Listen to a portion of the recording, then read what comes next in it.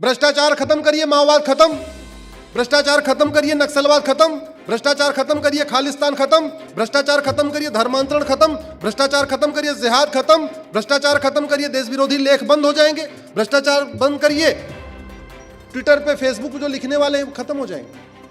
अरे भैया, सुबह से शाम तक हम लोग अलगाववाद की बात करते हैं, सुबह से शाम तक धर्मांतरण की बात करते हैं, सुबह से शाम तक नक्सलवाद की बात करते हैं, सुबह से शाम तक माओवाद की बात करते हैं, जिहाद की बात करते हैं, मिशनरियों की बात करते हैं, सबकी बात करते हैं। कभी ये नहीं सोचते ये जिंदा कैसे है, ये हो कैसे रहा है। इस देश में जितनी देश विरोधी गतिविधियां हैं, जितनी एंटी नेशनल एक्टिविटीज हैं, सब ब्लैक मनी से चल रही हैं, सब हवाला से चल रही हैं, सब फॉरेन फंडिंग से चल रही है।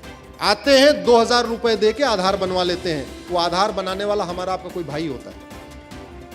और जैसे ही एक डॉक्यूमेंट बन गया आधार, एक डॉक्यूमेंट से दूसरा डॉक्यूमेंट बनाना बहुत आसान है, 2000 रुपए और देता है, राशन कार्ड बन जाता है। वो राशन कार्ड बनाने वाला भी हमारा आपको कोई भाई होता है।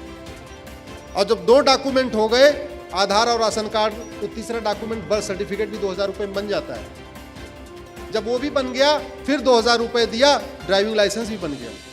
जब 4 डॉक्यूमेंट बन गए तो 2000 रुपए दिया, वोटर आईडी बन गया। अब आप करते रहो एनआरसी, कर लो आप एनआरसी। इस देश में जो देश विरोधी लेख लिखे जाते हैं, जिनको देख के आप सबको गुस्सा आता है, वो फ्री में नहीं होता। जितनी बड़ी करेंसी होती है उतना ज्यादा काला धन होता है, जितनी बड़ी करेंसी होती है उतना ज्यादा हवाला होता है, जितनी बड़ी करेंसी होती है उतना ज्यादा भ्रष्टाचार होता है। इस देश में अगर कानून अच्छे हो जाए, व्यवस्था अच्छी हो जाए, तो देश की आधी समस्याएं अपने आप खत्म हो जाएंगी।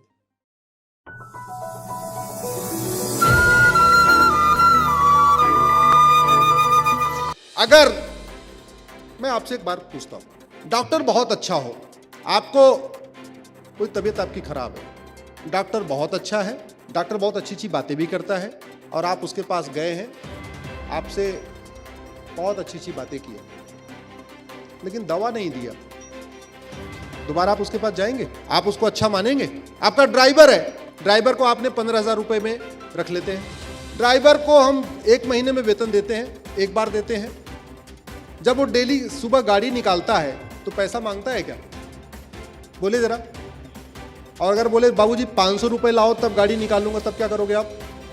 थानेदार को 1 लाख मिलता है, तहसीलदार को 2 लाख मिलता है, कलेक्टर को उससे ज्यादा मिलता है, और वो आपसे पैसा मांगता है, तब तो आप दे देते हो। अरे उसको इसी बात के लिए तो दिया है, हवलदार को हवलदार की ड्यूटी करने की तो वेतन दे रहे हैं, थानेदार को थानेदार का काम करने के लिए वेतन दे रहे हैं। जैसे अपने घर में काम वाली आप रखते हो, 2,000 रुपए महीने का देते हो आप, और डेली आए और झाड़ू हाथ में ले ले, बोले झाड़ू तब लगाऊंगी जब 100 रुपए आप दोगे। आप दोगे क्या? तो उसको आप नहीं देना चाहते हो। 15,000 रुपए ड्राइवर को देते हो, लेकिन 500 रुपए अगर रोज मांगे 500 रुपए दो तब गाड़ी निकालूंगा, तो नहीं दोगे आप। और जिनको लाख लाख रुपए मिल रहा है उनको बड़े आराम से दे देते हैं। हमने कभी सोचा ही नहीं, हमको लगता है यही किस्मत में है, ऐसे ही होता है। अगर ऐसे ही होता है तो बाकी जगह क्यों नहीं होता? इस देश में जितनी देश विरोधी गतिविधियां हैं, जितनी एंटी नेशनल एक्टिविटीज हैं, सब ब्लैक मनी से चल रही हैं, सब हवाला से चल रही हैं, सब फॉरेन फंडिंग से चल रही है। आप नक्सलियों की फंडिंग हवाला से होती है और विदेशी फंडिंग से होती है। आप फंडिंग रोक दीजिए, मैं गारंटी के साथ कहता हूं नक्सलवाद, भ्रष्टाचार खत्म हो जाए, माओवाद जड़ दम तोड़ देगा। मैं एक दूसरा एग्जांपल देता हूं। अभी एक यहीं पे मान लीजिए शेर आ जाए, हम लोग क्या करेंगे? है कोई इससे लड़ने की हिम्मत करेगा उस शेर से? बोलिए जरा। यहीं एक शेर आ जाए, है कोई हिम्मत? उस शेर को पकड़ के 1 महीने उसको पानी दाना बंद कर दीजिए और फिर शेर ला के यहां रख दीजिए, फिर कोई डरेगा? चलो दूसरा एग्जांपल देते हैं। खली, महाबली खली, दारा सिंह जी नहीं है इसलिए अब खली का नाम लेता हूं। आज की डेट में खली यहां के खड़ा हो जाए, हम में से कोई खली से पंजा लड़ाएगा? और खली का 1 महीने उनका दाना पानी बंद कर दीजिए और फिर खली आके खड़ा हो जाए, लड़ोगे नहीं लड़ोगे? लड़ेंगे नहीं, हरा भी देंगे। दाने पानी बंद हुआ तो जो खली महाबली थे वो हो गए नीचे। अरे भैया, सुबह से शाम तक हम लोग अलगाववाद की बात करते हैं, सुबह से शाम तक धर्मांतरण की बात करते हैं, सुबह से शाम तक नक्सलवाद की बात करते हैं, सुबह से शाम तक माओवाद की बात करते हैं, जिहाद की बात करते हैं, मिशनरियों की बात करते हैं, सबकी बात करते हैं। कभी ये नहीं सोचते ये जिंदा कैसे है, ये हो कैसे रहा है। माओवादियों की फैक्ट्री लगी है क्या? बताइए जरा।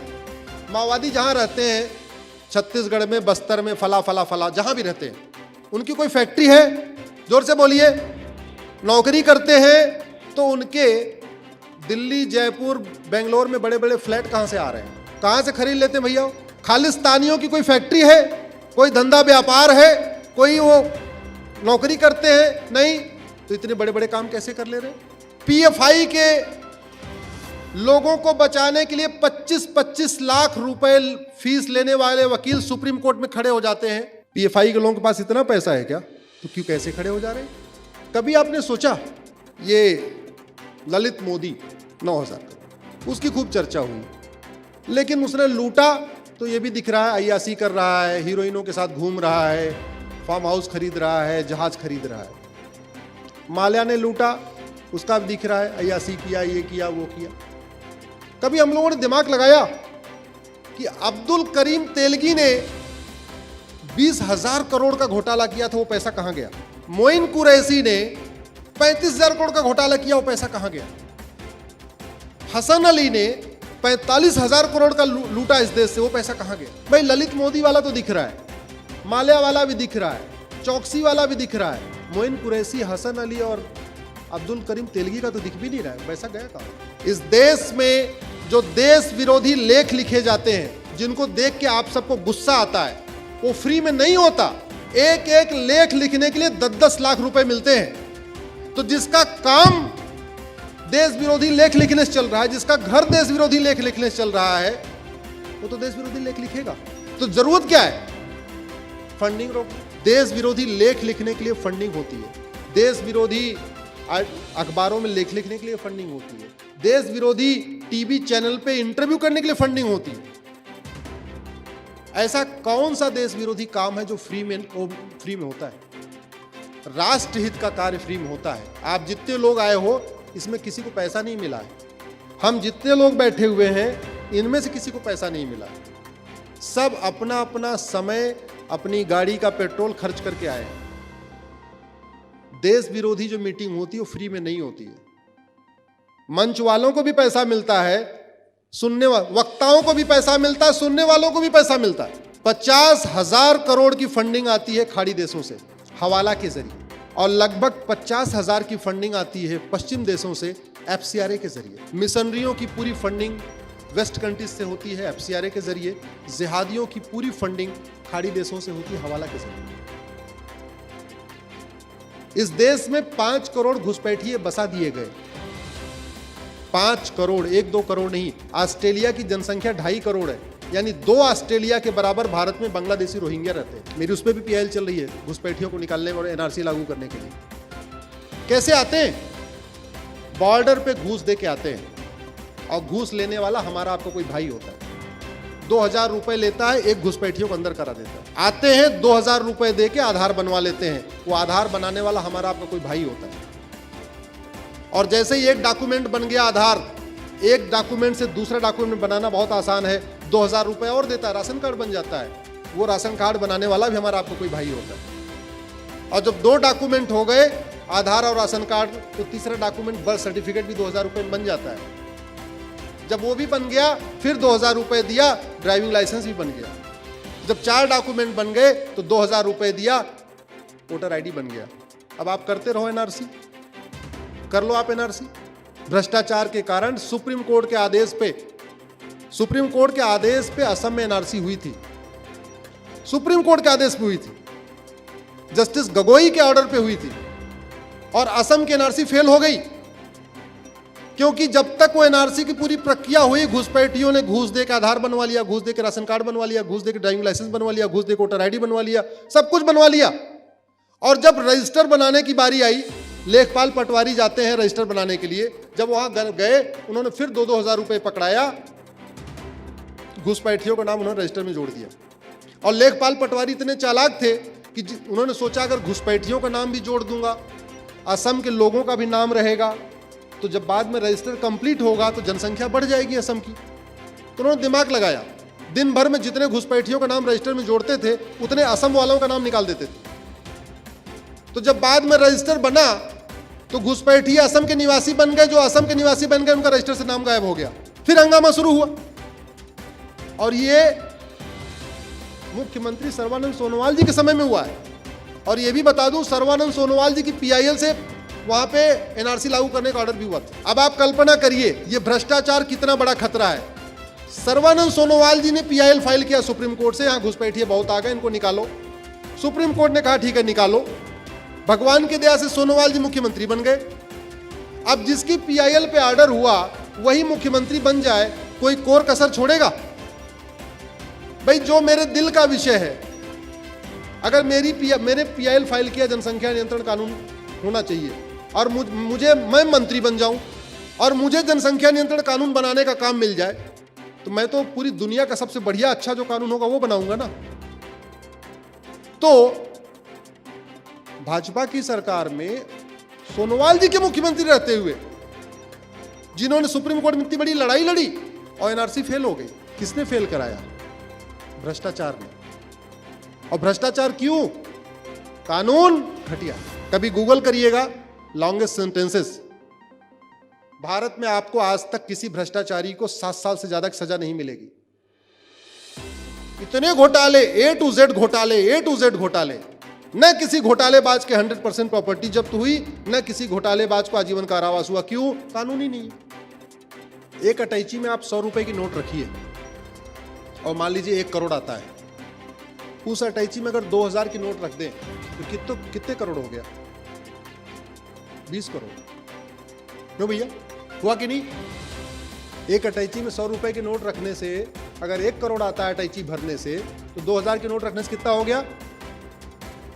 जितनी बड़ी करेंसी होती है उतना ज्यादा काला धन होता है, जितनी बड़ी करेंसी होती है उतना ज्यादा हवाला होता है, जितनी बड़ी करेंसी होती है उतना ज्यादा भ्रष्टाचार होता है। पूरी दुनिया में उठा के देख लीजिए, जिन देशों की करेंसी छोटी है वहां भ्रष्टाचार कम है, काला धन कम है, हवाला कम है।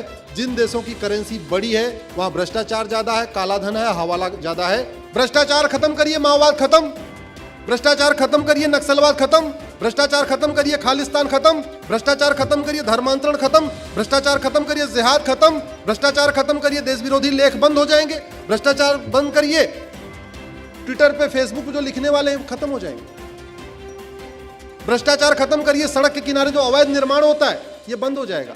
ये जो सड़क के किनारे आपको अवैध निर्माण दिखाई पड़ते हैं, जिसको हो जाने के बाद हटवाने के लिए आपको बहुत मेहनत करनी पड़ती है, हालत खराब हो जाती है।